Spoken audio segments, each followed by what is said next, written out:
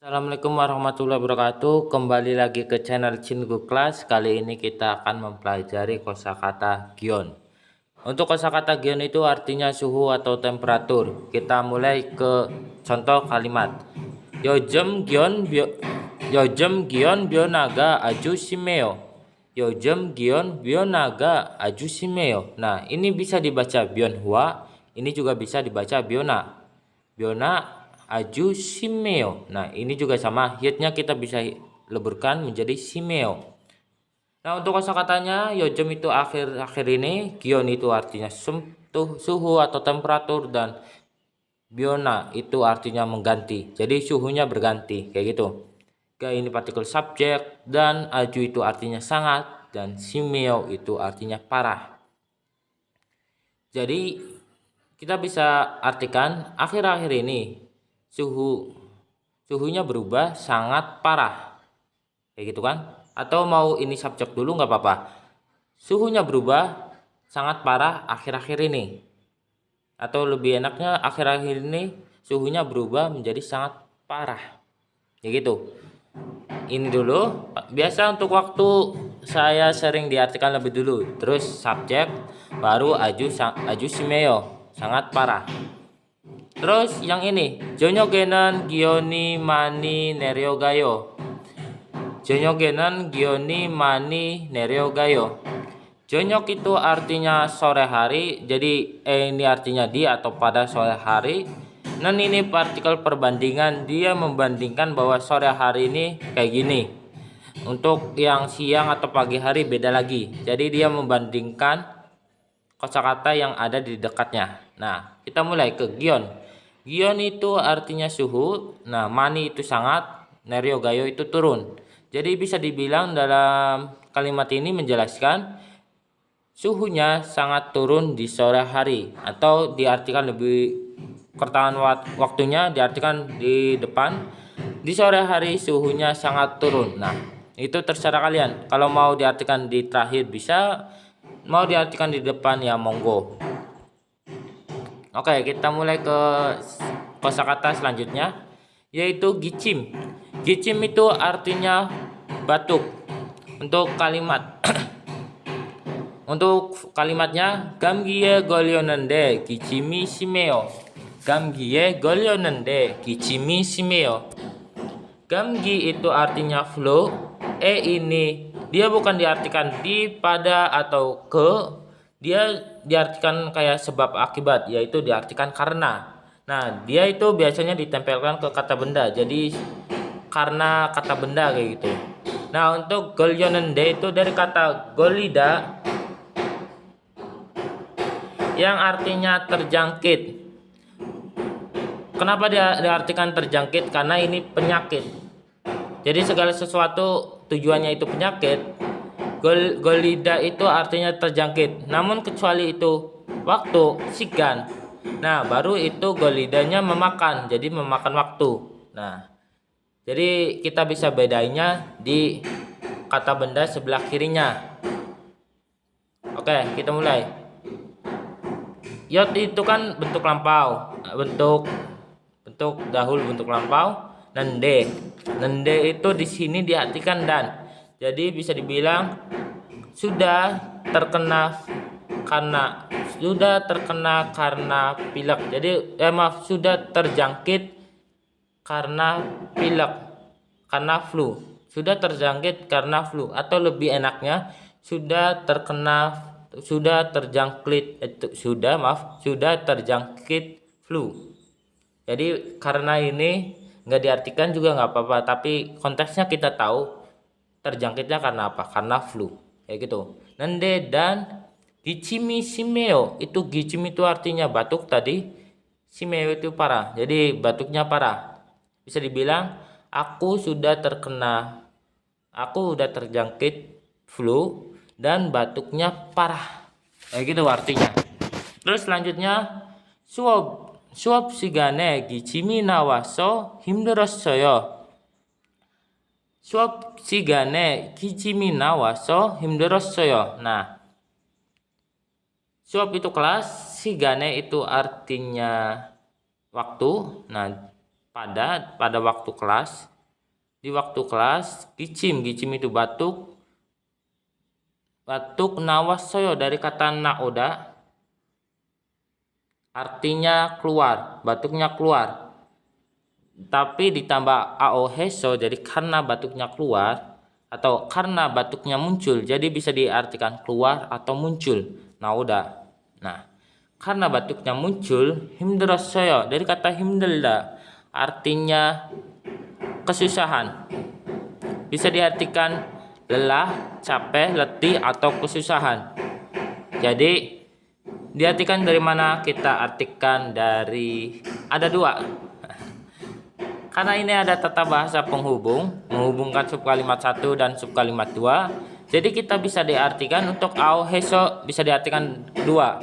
Dari tengah ke kiri, terus ke kanan, atau dari kanan langsung ke kiri, tok, mentok. Nah, kita coba dari tengah dulu. Kita lihat sebelah kirinya ada subjek enggak? Kalau enggak ada subjek, baru kita ke predikat, yaitu nauda. Karena batuknya keluar, karena batuknya muncul. Nah, ingat, habis karena baru ke subjek. Makanya tadi karena batuknya keluar atau batuknya muncul di waktu kelas. Nah, pada waktu kelas jadi kesusahan. Jadi aku kesusahan. Nah, atau diartikan aku kesusahan banget tuh.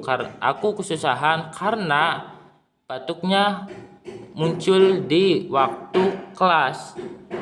Jadi dia kesusahan karena batuk tersebut muncul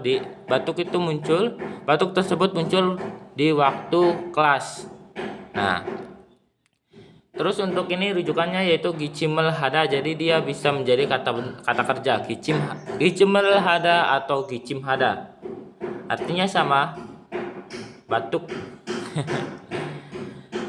Cuman bedanya struktur kalimatnya aja. Jadi untuk gicim doang, tok itu kata benda, gicim hada itu kata kerja.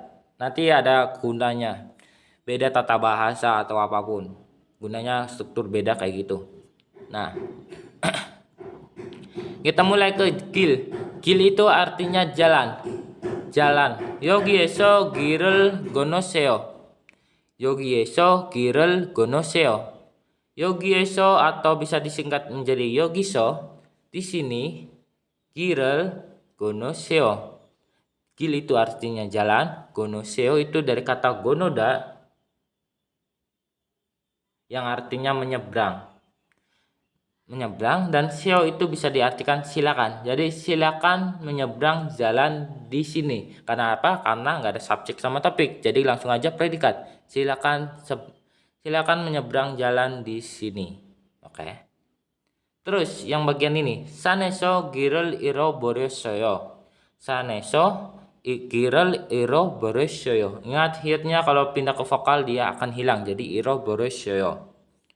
Saneso di gunung, gil itu artinya jalan, dan iro boresoyo itu artinya kehilangan. Jadi dia bisa dibilang ngomongnya si pembicara ingin menyatakan aku udah kehilangan jalan di gunung atau aku udah tersesat di gunung. Jadi kehilangan jalan itu bisa kita artikan dalam bahasa Indonesia menjadi tersesat.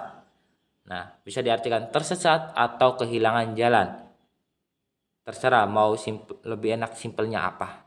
Oke? Tersesat di gunung atau kehilangan jalan di gunung. Oke. Terus ini juga ada sama. Jadi girel muta ini buat apa maksudnya yakin? Muta itu artinya bertanya, dan gil itu jalan. Jadi menanyakan jalan. Ya, terus gimana gitu gunanya rujukan ini? Yang nggak tahu juga sih. Jadi girel muta itu menanyakan jalan.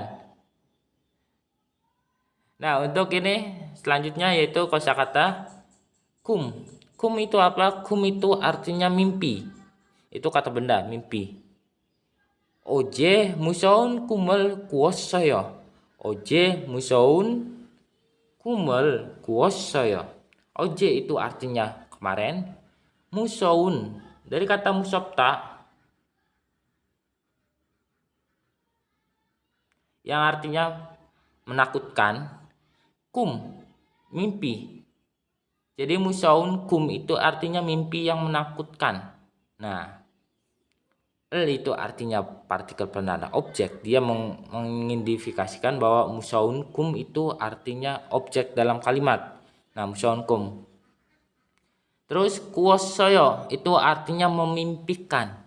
Sudah memimpikan. Jadi bisa dibilang untuk kuda. Kuda itu kata kerja. Jadi memimpikan, dan kum itu mimpi. Jadi memimpikan mimpi. Itu makanya lebih sering kumul kuda kayak gitu. Bukan kumul cada, tidur mimpi. Jadi kumul kuda artinya memimpikan aja nggak apa-apa digabung. Memimpikan mimpi yang menakutkan. Nah, kita lihat subjek atau topik ada nggak? Kalau nggak ada di kalimat ini, kita langsung ke predikat, yaitu kata kerja atau kata sifat. Dan musaun, kalau kalian pikir dipakai musaun, itu kan dari kata sifat. Kalian salah. Jadi dia bukan predikat. Untuk musaun itu dia bukan predikat. Kenapa? Karena kalau udah menjadi musaun, ini udah musopta, ini masih kata sifat. Namun ketika berubah menjadi musaun, dia bukan menjadi strukturnya bukan menjadi kata sifat, tapi dia berubah menjadi kata keterangan. Nah, untuk kata keterangan sendiri, dia punya kelemahan. Jadi kata keterangan ini udah terikat sama kata benda. Jadi udah terikat sama kata benda yang di sebelah kanannya. Sehingga musaun kum itu satu kesatuan, yaitu kata benda. Musaun kum, mimpi yang menakutkan. Nah, jadi musaun tersebut bukan predikat.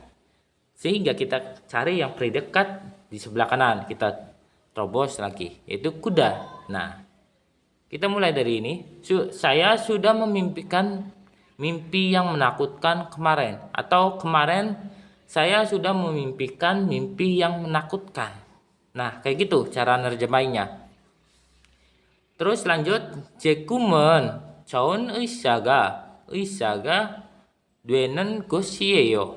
제꿈은 좋은 의사가 되는 것이에요. 제꿈 artinya mimpi saya. Ini partikel topik 좋은 itu artinya bagus. Nah, ini tersebut dia bukan partikel topik, tapi dia partikel yang mengubah kata sifat menjadi kata keterangan. Nah, kasusnya sama kayak musaun. Jadi rumusnya kayak nian atau en. Dia mengubah kata sifat menjadi kata keterangan. Dan seperti musaun, dia udah terikat sama kata benda yang di sebelah kanan. Jadi udah satu kesatuan. Jaun, uisa. Artinya dokter yang baik. Oke. Terus yang enggak ini apa? Partikel subjek? Bukan. Itu bukan partikel subjek, tapi partikel pelengkap. Nah, partikel pelengkap itu apa? Dia menggantikan partikel penanda objek. Jadi dweda ini isaga dweda menjadi dokter. Nah, kenapa dia artikan partikel pelengkap? Biasanya partikel pelengkap dia ada di dekat kata sifat. Jadi 90% ketika partikel subjek dekat sama kata sifat, dekat banget gitu, nggak ada aju, deda atau apapun gitu, dekat pas-pasan, nggak ada jarak gitu, jaraknya cuma spasi doang. Nah, 90% partikel tersebut bukan partikel subjek, tapi partikel pelengkap, sehingga kita artikan dari sini dulu, yaitu menjadi dokter. Isaga dweda artinya menjadi dokter. Oke. Terus non-code itu artinya apa? Non-code itu mengubah kata ini, predikat ini menjadi kata benda. Nah, dia mengubah untuk menjadi kata benda sehingga kita bisa masukkan partikel penutup kalimat kata benda. Jadi duenen gosieyo. Nah, itu masuknya kata benda kan? Oke. Jadi ini partikel kata kerja nih. Partikel kata kerja. dia partikel kata kerja, dia bisa masuk di situ. Oh sorry, maaf, intervensi, maaf. Ini enggak, itu kan tadi saya bilang dia bisa diartikan partikel pelengkap jika dekat sama kata kerja. Namun ada beberapa kata kerja itu kata sifat, maaf. Itu partikel pelengkap dia bisa diidentifikasikan ketika dekat sama kata sifat. Kalau kata kerja dia bukan partikel pelengkap kan, tapi partikel subjek. Itu yang saya bilang. Namun ketika kata kerjanya bukan kata kerja aktif, nah ini termasuk kata kerja pasif.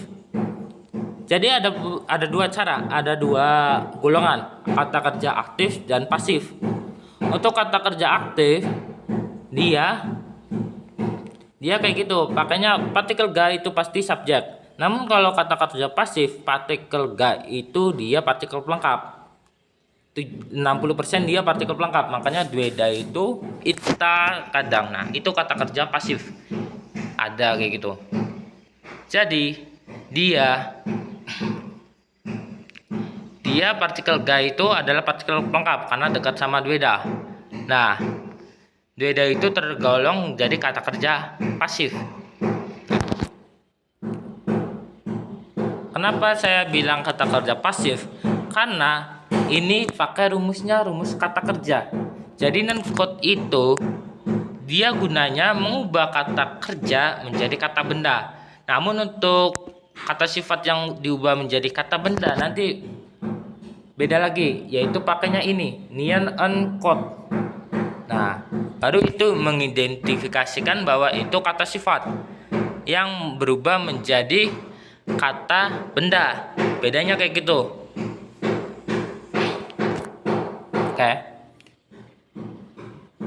Sehingga kita kalau mau bikin kalimat, kita langsung ke cari subjek atau topik. Nah, subjeknya kan nggak ada. Ini bukan subjek, partikel pelengkap. Ini bukan, dan ini yaitu partikel topik. Jadi cekum, mimpiku, baru kita langsung cari predikat. Mimpiku ini bukan predikat karena sama kayak musaun. Baru ke predikat setelahnya yaitu dueda. Duedan gosieyo. Mimpiku adalah menjadi seorang dokter yang baik. Kayak gitu cara artikannya. Cikuman caun usaga duedan gosieyo. Mimpiku adalah menjadi dokter yang baik. Oke, sampai sini dulu. Kalau ada pertanyaan silakan tanya di kolom komentar. Wassalamualaikum warahmatullahi wabarakatuh.